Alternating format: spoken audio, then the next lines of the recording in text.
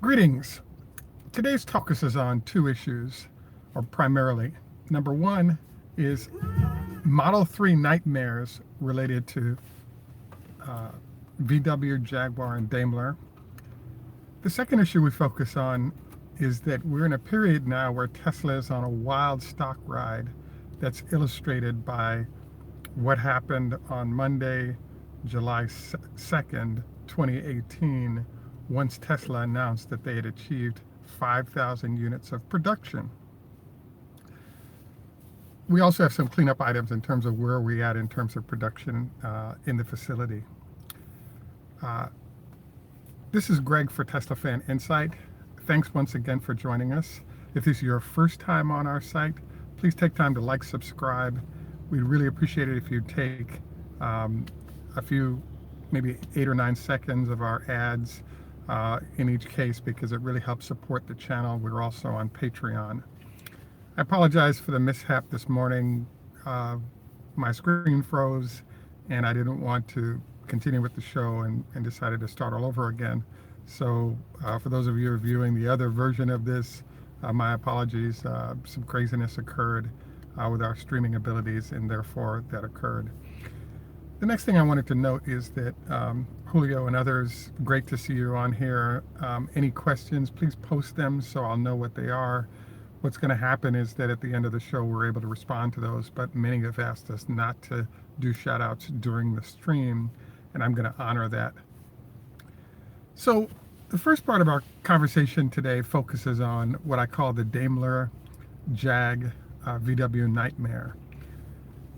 That nightmare is associated with the fact that if you look at the I-Pace, if you look at the e-tron, both of which are coming out from VW and Jaguar respectively, both are good-looking cars, both have a lot of great attributes to them.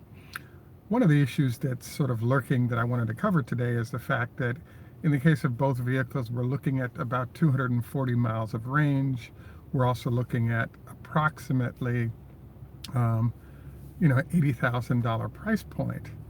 Now, all those statistics sound pretty good. One of the challenges or issues that I'm seeing with this is what I call longevity. If you have a vehicle that's sort of substandard in miles and your customers are pushing that vehicle to its limit, one of the challenges that can occur is you end up burning out the batteries. So my concern for these vehicles is that owners who get them are expecting to use a full range of mileage it's capable of, not realizing that the last 10% of the miles, so from 90% to 100, and the first 20% of the miles are best not used. So your usable sort of real length for most batteries, if you want it to last more than a couple of 3 years, is probably about 60-65% of the real range of those batteries. And so now the real range of that vehicle is, call it 170, 180 miles. And one of the things we've reviewed ad nauseum is the fact that when you're at a certain number of miles, realistically range-wise, the percentage of the population interested is kind of low. So I believe that this explains one of the reasons why you have these new vehicles coming out. There's a lot of excitement associated with them. There's a lot of discussion about how they will destroy Tesla. But one of the nightmares is, what if customers see the vehicles, are not impressed, and don't order them? And in order to get rid of them, there's a lot of discounting, etc. So the bottom line is that I think they're good vehicles in general. The public has spoken, though, and stated that if you don't give me 300 miles of range, 75%, that gets you 75% of the population interested. So are people going to be interested in these vehicles? Absolutely. So bringing this forward to why I believe the Model 3/Tesla is a nightmare is that in its current iteration with the longer range battery at 310 miles and then the range on the Model S and X, there's a disaster happening for other companies, which is, if you think about it, the cheapest Model 3 at $35,000 gets 210 miles. So when you discount how many miles you really want to run that vehicle, you in essence have Tesla selling a vehicle for 35K, while competitors selling range at about the same, within 10 miles of the same, at double the price at $70,000 to $80,000. So I believe that this is kind of a nightmare, which is why I made it sort of my lead topic, which is until competitors can figure out the whole battery piece. I still think Tesla has a nice 2 to 3, maybe even 4-year advantage on competitors because they have scale batteries with better range than competitors. And by the way, I'm really fascinated by the fact that Tesla is doing little things like the door handles, like how the wheels are covered, etc., as a way to extend range. And I'm really not seeing that effort from competitors that are coming out in large numbers.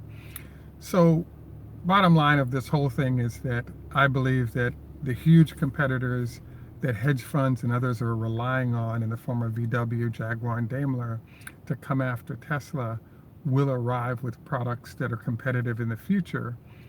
But I'm really fascinated by the fact that if customers can get 210 miles of range, or in essence 220 miles of range for 35K from Tesla, versus paying double that from competitors that don't have charging stations, etc., I'm actually not seeing where those competitors wipe Tesla out, because they're just not offering a solution that's superior to what they can get staying with Tesla.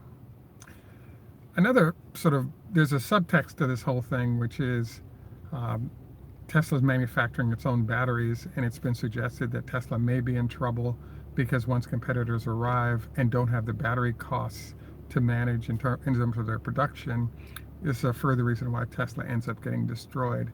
And as you can see, Daimler and others have decided to sort of rely on Korean manufacturers because they've been unsuccessful in getting their solutions moved forward at the battery level. When it comes to thermal management and other issues, they're making progress, but not at the getting batteries out the door that give them the range and price point that allow them to be competitive.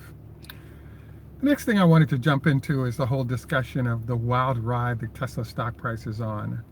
It was just announced that they're now at the 5,000 production number, and this is terrific. The challenge that's popped up is that, as you saw, the stock price went to 365 and then immediately dropped back into 330s and 340s. Now, until we start seeing bigger numbers above 5,000, I had anticipated that the trading range of the stock would be in that 330 to 340 range. And once we're in a short squeeze situation, that could pop up by anywhere from $50 to $70 in the short term. And in this case, the short term ended up being for a half hour or 45 minutes before the market opened, but after it was announced that the 5,000 unit goal had been achieved. My take on this whole situation is sort of 3 layers. The first layer that we've reviewed in the past is that there are different constituencies that own the stock.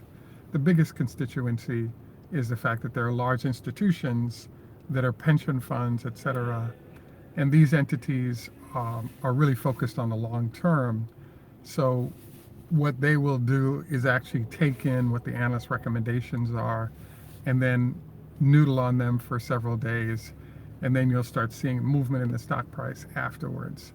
So I'm fascinated because with better numbers from Tesla, most of the analysts have given downgrades. So I actually expected them to be forced to give upgrades based on the fact that you now have, in essence, 7,000 vehicles a week times, let's say, an average selling price of, let's say, $75,000. We got to be closing in on $700 or $800 million, $700 or $100 million a week worth of revenue, which is a pretty strong, flow of cash to clean up a lot of sins that Tesla's had in the past. So I just think that right now we're in an interesting zone because the analysts are being paid to have negative comments on Tesla to help the hedge funds. And I just don't think that what's going on right now is fair or logical, hence wild movements in the stock price. Now, the argument against where Tesla is at is the fact that there are people pulled off of other production facilities to help them get to that 5,000, and that 5,000 cannot be sustained. That argument therefore suggests that the real number of production is a few hundred, maybe 1,000 fewer than is currently being done at 5,000. I kind of think the opposite. I think where we're at is that Tesla's establishing this as a baseline. We'll find out, as the weeks progress, if this new baseline gets established, and then they move towards the 6,000 a month that they've been talking about in August, which I think will be the final sort of kill off many hedge funds with a higher price for the stock as that revenue starts to come in. I'm actually kind of surprised because I was really expecting a nice push in the stock price, or I was expecting very different than what I've seen with the stock price. But I have to say I'm impressed by the hedge funds and the people who are trying to pull the stock price down, because the bottom line is that you can argue a company sucks when they have an expensive facility that's sort of doing nothing. But when you have maybe combined, you've spent $8 or $9 billion to build the factory as well as the gigafactory, and now you're pushing $700-800 million worth of week of revenue out of that, or $2 billion or $3 billion a month. I think that's a pretty good statement on the viability of what you're doing in your build process, and I think that I think it shows the credibility that the firm has. So I think it's great news for Tesla and its longevity. I expect that what's been happening is, as the stock price rises, it's a sign that their bonds are in good shape. So my overall assessment is Tesla is in a great position, and they've shown the ability to deliver on the 5,000 unit promise, and now it's just a matter of baking this in to make this an every week occurrence, and then moving on to higher numbers from here. As you all know, there are other sort of data points that have popped up, including the fact that it's been opened up to all reservations in the US and in Canada. Based on my viewership, I'm intrigued by the open up of the numbers, or open up to all, with a goal of getting all US and Canadian customers their vehicles within the next 3 to 4 months. At this point, they've sold, let's say, 35,000 vehicles. My expectation was half of the reservations of the 400,000 reservations would be US and Canada, and then the remainder would, let's say, be around the world, with Europe being the biggest destination. So based on those sketch numbers, one would think then that, let's say Tesla is producing 40,000 cars a month, or so to say 5,000 a week times 4, it's 20,000 a month, times, it would take 10 months to just wipe out demand in the United States. So I'm intrigued by how how all the numbers are working, but it kind of implies that we have more orders for Model 3 outside the US than we do inside, based on the ability to open up and, in essence, guarantee you get your car by in 2 to 3, 3 to 4 months, which puts us just before Christmas, to wipe out demand in the domestic portion of that. I'm sort of staying out of the conversation you guys are having about what the real numbers are. That's exactly right, Peter. The fact of the matter is there are 7,000 cars produced, but 5,000 are Model 3s, and the remainder are the other two type of cars. The last thing I wanted to cover today is something that I'm have been battling with for a long time, and that is, and I'll probably dive into it more in our next show, focused on, is the Model 3 a better value than Model X and S? And the thing about it is that what I'm intrigued by is the Model 3 is less featured than those other two cars, and it doesn't have, the lifetime free charging. What I'm really stunned by is the fact that because Elon Musk was limited on how many gee-whiz things he could put in the Model 3, I think that the car will age better than the other two cars, because gee-whiz features like gull wings or door handles that present themselves end up being very cool features, and there's a form factor for why they did it.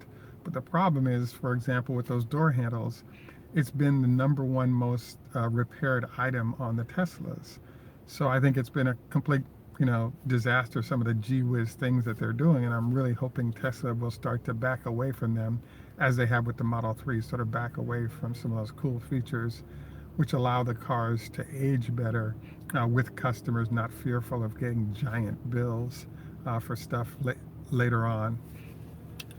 I'm, as usual, we're at about the 15-minute mark, and I usually try to wind down at this point. I could see the conversations you guys had going back and forth regarding how many vehicles produced.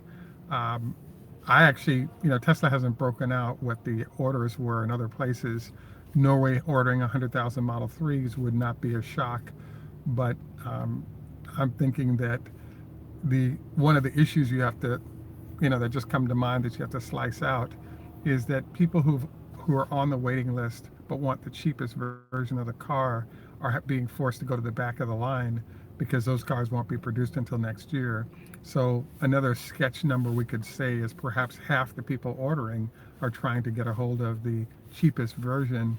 So therefore, the number that will get their vehicles in the next 3 to 4 months represents those willing to pay up for the more expensive version of the vehicles that are currently available. I think we do have, this gives us a little sketch of where we're at. I actually expect that the institutional holders, now that there isn't as much a chance Tesla goes out of business, will be more confident in increasing their positions.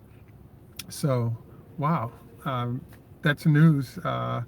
In Sweden, over 10,000 people ordered the Model 3. That's awesome.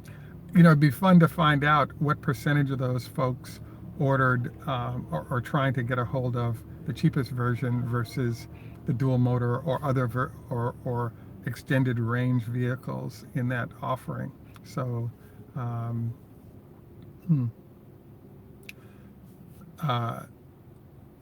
you're right. I think once people have to put up their money and really purchase the vehicle, it does cut out those that are not necessarily interested. The final thing I wanted to cover today is that I went through our usual process on Sundays is we go and take pictures of what's going on in our local service facility for the Washington, D.C. area in Tyson's Corner. As I drove around, one of the things I noticed was that there was a black Model 3 that had some, what looked like paint damage on it based on bugs that were hitting the vehicle.